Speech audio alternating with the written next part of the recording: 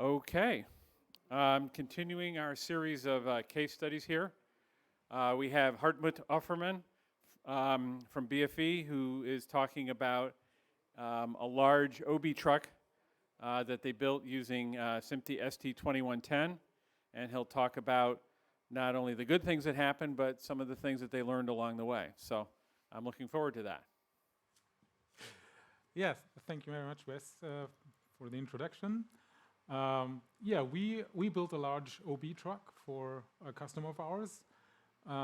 It's just left our factory on Thursday, so the two trucks were nicely flowing along. They will be equipped with additional equipment at the customer site, or are being just as we speak.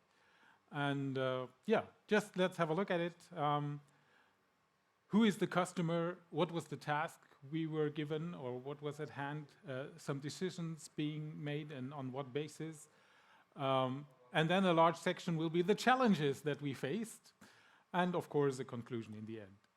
So the customer is the ORF, the Österreichischer Rundfunk, the public broadcaster in Austria. It serves 8 million viewers throughout Austria, which is basically the whole population of Austria, because it's a public broadcaster. They have 4 TV channels which they broadcast 24/7. Then they have 9 regional channels for the different regions, which broadcast only part of the day, break out of the main channel. And then they have, in addition, 12 radio channels. So it's a very diverse channel set that they cater. And the task was that they want to refurbish one of their old OB trucks, which was called FÜ, which means OB-Truck 22, and they want to build a new one, a very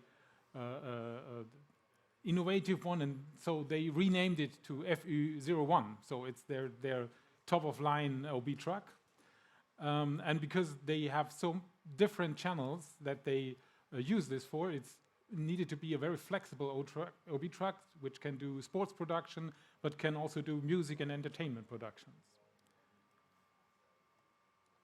And of course, as always, public broadcasters use public money, and they want to be very sensitive about how they use this money, so it needed to be a cost-effective solution, as always.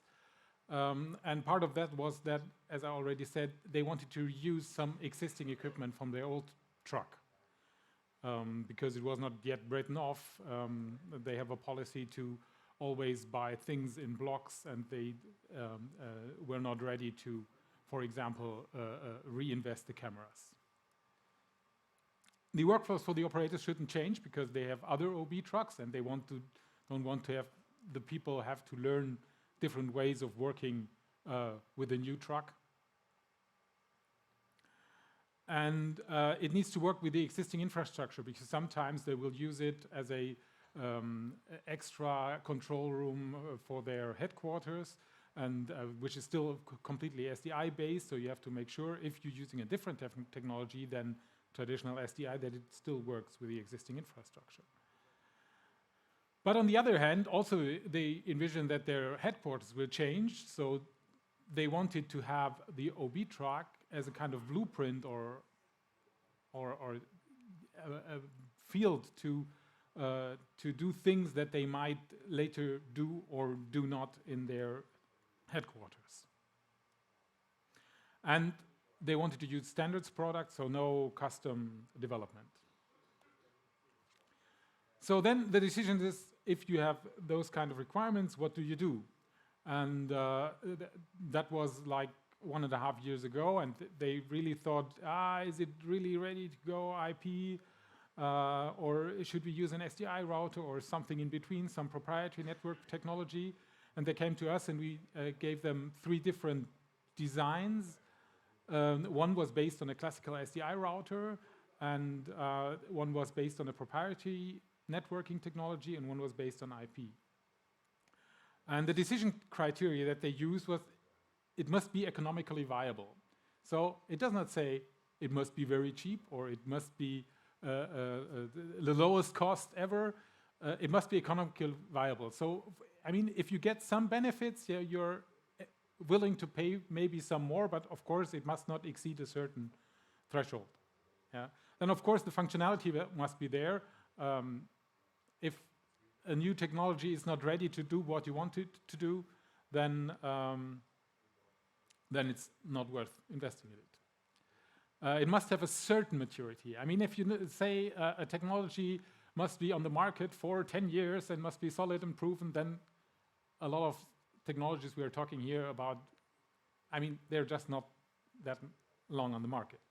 But of course, you do not want to have really you do not want to be the alpha tester of some equipment. And as I said before, they wanted to gain experience with new technology. That was among the decision criteria. I mean, if you do not have the functionality, then you do not need to gain experience with it. But on the other hand, it's always good to learn new technologies in a confined environment like an OB-Truck before rolling it out to your whole facility. And flexibility was also one big issue, because right now the ORF still broadcasts in 1080i 25. And so the truck is still built in 1080i 25. But as they can foresee that this will probably change in the future, they want to be able to relatively easy change the truck to other formats, which they will need to produce at some point in the future, because it's a big investment and you want it to be future-proof. Of course, I wouldn't be standing here if the decision would not have been go for IP. And so that's what we did, and we built this SMPTE 2110 based truck. So now for the challenges.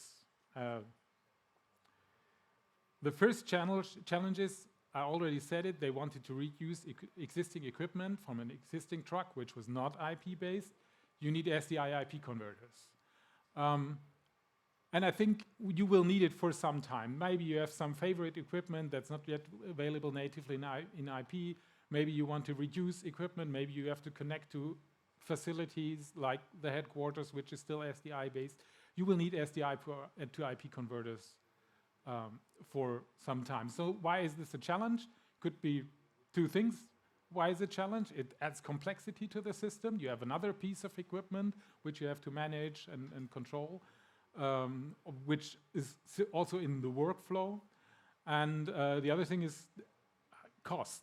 You have another piece of equipment that you need to buy. The one thing is you can get converters which include the processing equipment that you need anyway. So the cost uplift is not too much, because you get a lot of, in many converters, you get a lot of processing equipment that you then need to buy extra. And you need less and less of converters. I mean, we had these 3 designs that we came up with the IP and SDI and proprietary network technology.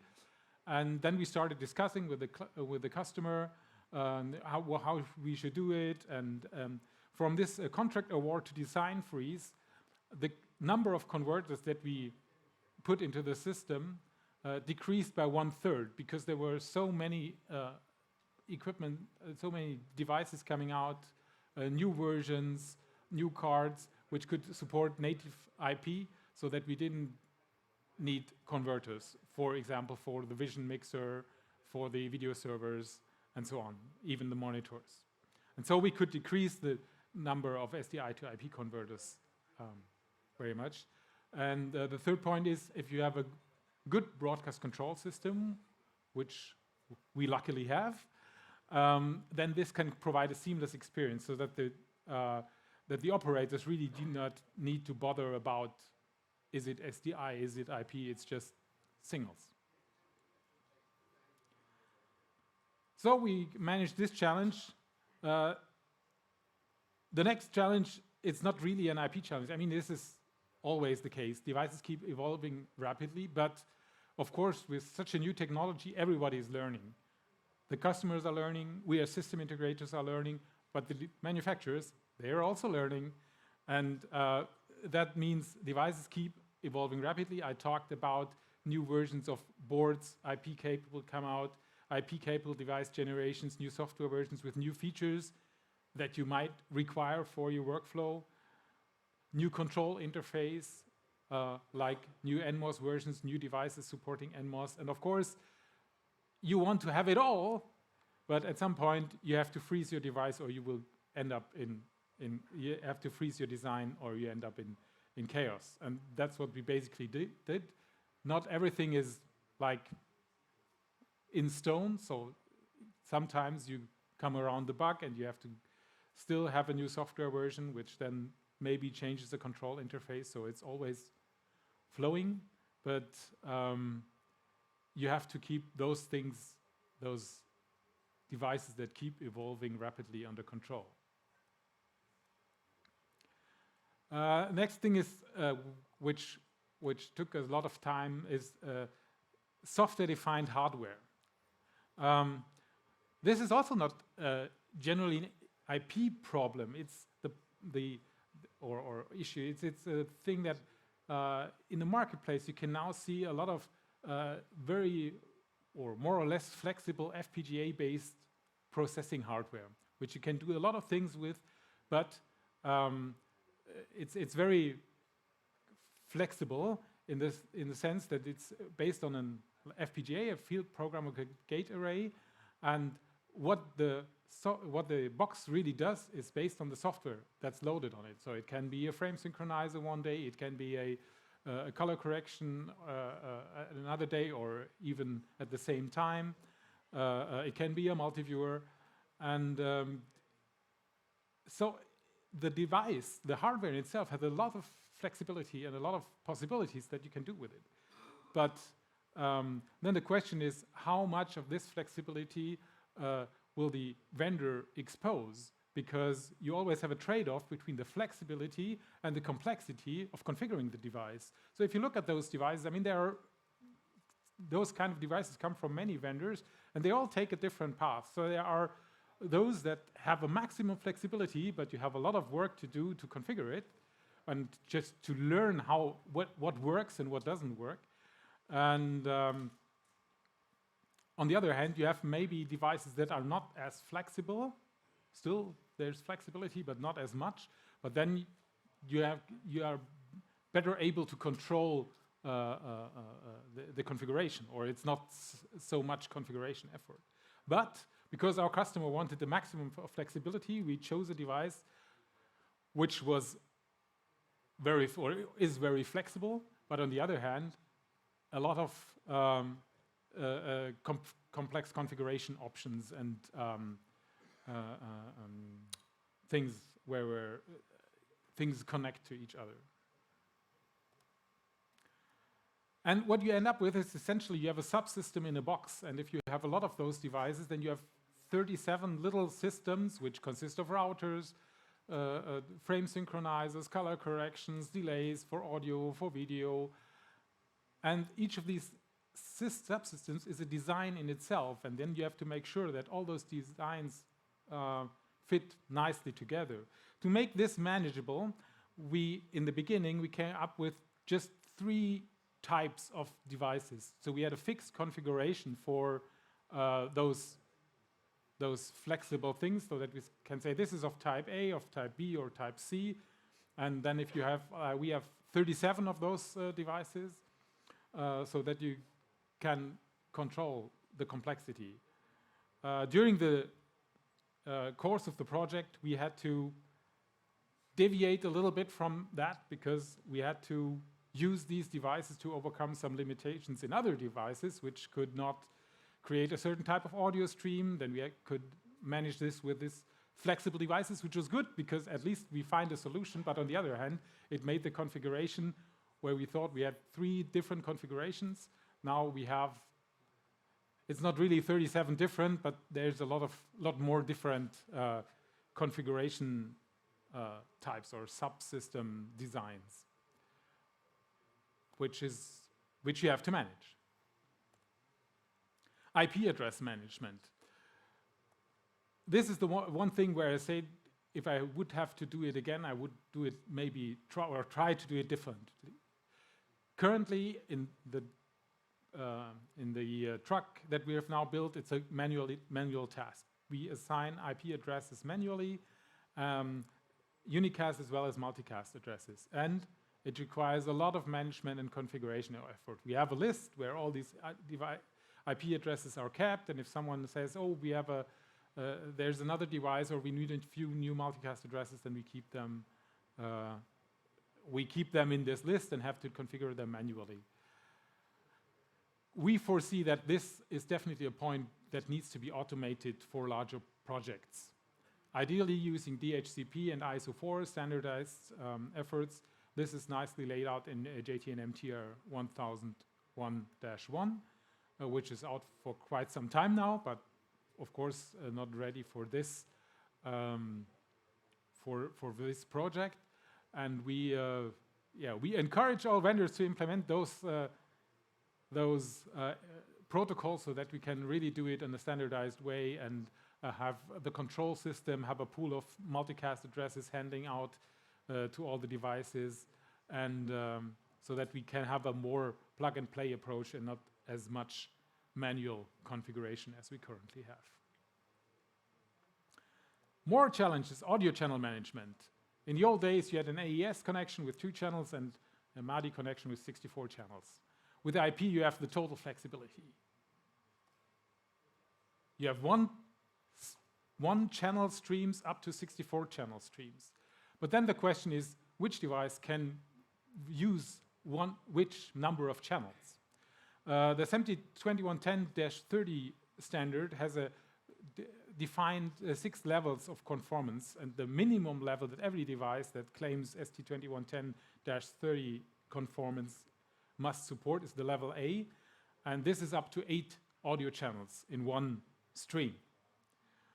But still, you have to decide between 1, 2, 3, up to 8.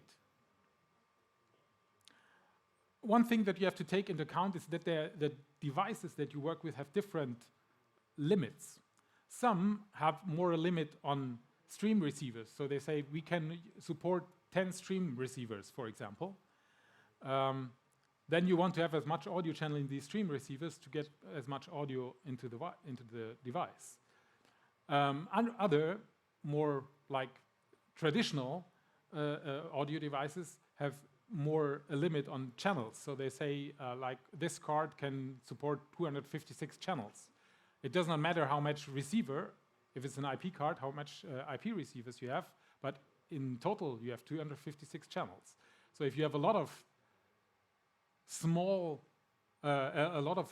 big streams, then you fill up your 256 channels very quickly.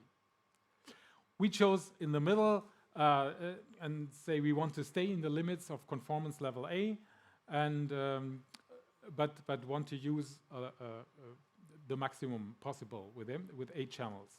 So if you now look at what I just discussed, if you have a device, for example, that takes a SDI input and has 16 channels of audio, and because you don't know which of the channels will be used, you put all the 16 channels into one stream, and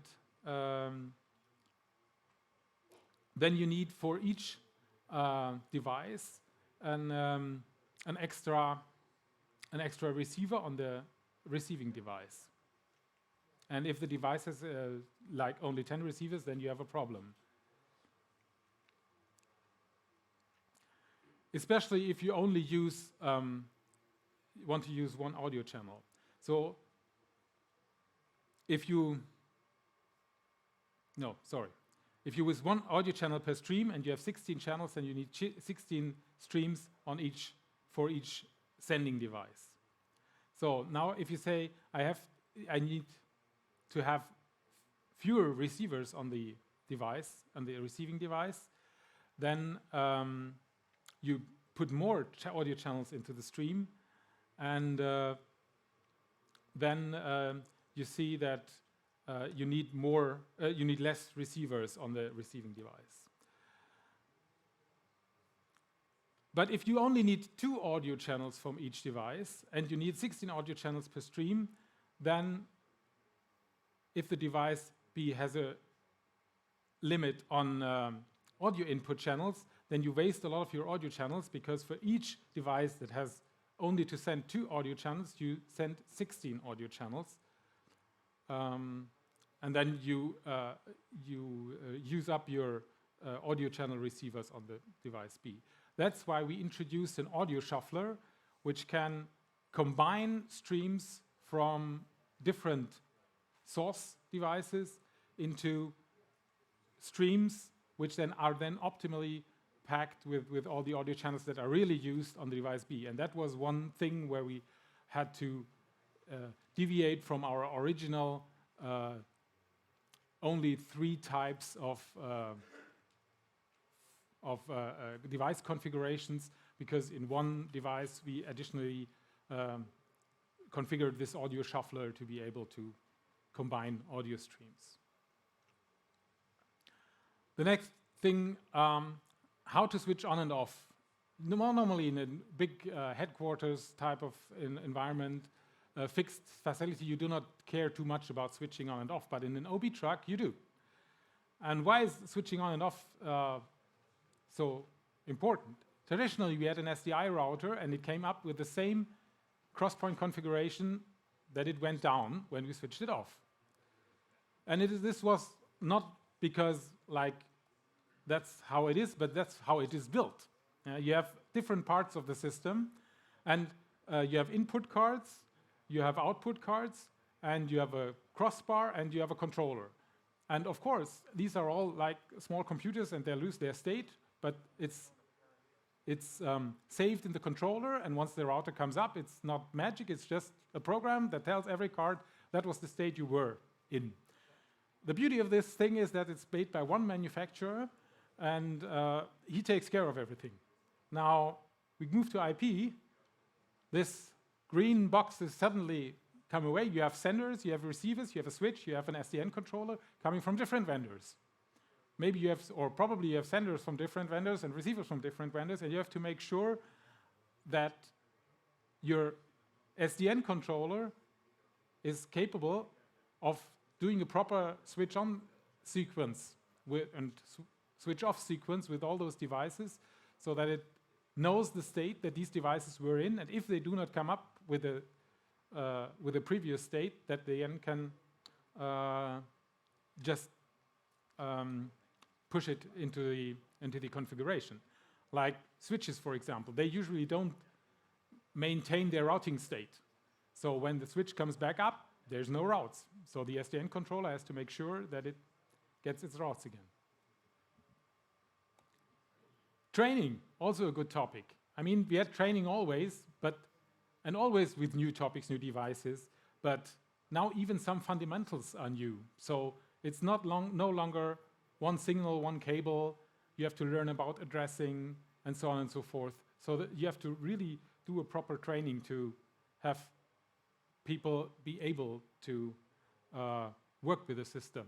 And there's a lot of uncertainty because people are unfamiliar with technology. They've worked with SDI technology for tens of years, and they have they just know how it works. It's in their habits, and now they have to change their habits to different things. How is troubleshooting done? New troubleshooting procedures. You do not have a monolithic SDI cable where you plug your measuring equipment into. But you have to do it on a command line or something like that.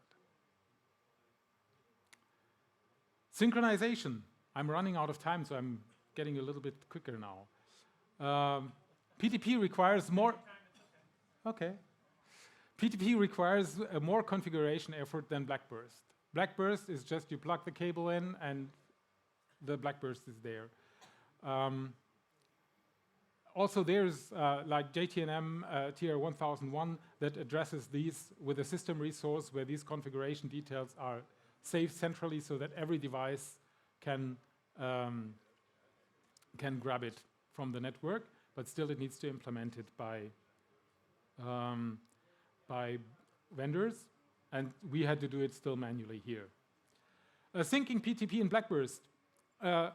This is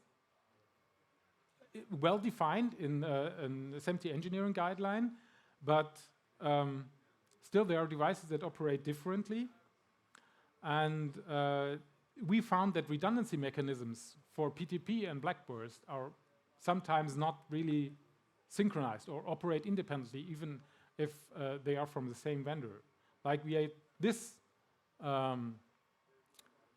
this problem where we had two SPGs and PTP generators, and at first they worked fine. SPG, the first one was the PTP Grandmaster, and also the blackburst was set by a crossover switch to come from this. The second one says, okay, we have priority set, or for whatever reason, the BMCA, the best master clock algorithm, defines that PTP1 is the master, and so the other one stays quiet. The crossover switch, both blackburst signals are valid, everything's fine. Now a blackburst on PTP1 or SPG1 for one reason or another fails. The crossover switch switches over, but the PTP2 still only listens to the BMCA. And this is not a big problem, because since both SPGs are synced to GPS, we have a blackburst from GPS and a PTP from GPS, which will not be a big problem. However, if we look at the other way, if GPS fails, then, according to the best master clock algorithm, the PTP1 will change its clock class because it's no longer synced to GPS. The other will take over, but the blackburst signals are still valid. So the blackburst will stay on the non-GPS synchronized clock generator. And now you have a synchronized PTP, which is still synchronized to GPS, but the blackburst is coming from a free-running generator, and over time they will then deviate. The first suggestions from the vendor was buy 2 more SPGs and have one doing only PTP and the other to convert from PTP to blackburst, so to separate the 2 failover domains, which was mainly the problem that we could not fit 2 more SPGs into the truck, but of course it would also have been more money. In the meantime, the vendor has found a solution to automatically switch over the blackburst, or adapt the priorities according to the blackburst. What we did was we had an external control system manipulate the PTP priority, because only the failover switch for the blackburst knows if the blackburst is okay. And so we said this is the master, and let the PTP follow the blackburst. Good. That was, in a nutshell, the things that we discovered with this project. As I said, the truck is now ready to be, or is now in Vienna at the customer site. He will do training there, and he will then bring in all the equipment from the existing truck, so that is then finished by end of November for first trial productions. IP, yeah, we have shown that IP-based production systems are viable in such an environment. We need to adapt our work habits on all levels, and it is essential to build knowledge about the new technologies. Thank you. Okay, thank you, Harttmut. So do we have any questions? Did you bring your own cheering gallery here? Some people know me. Okay, well, you know, the more the better. Any questions? Okay, well, thank you very much. Appreciate it.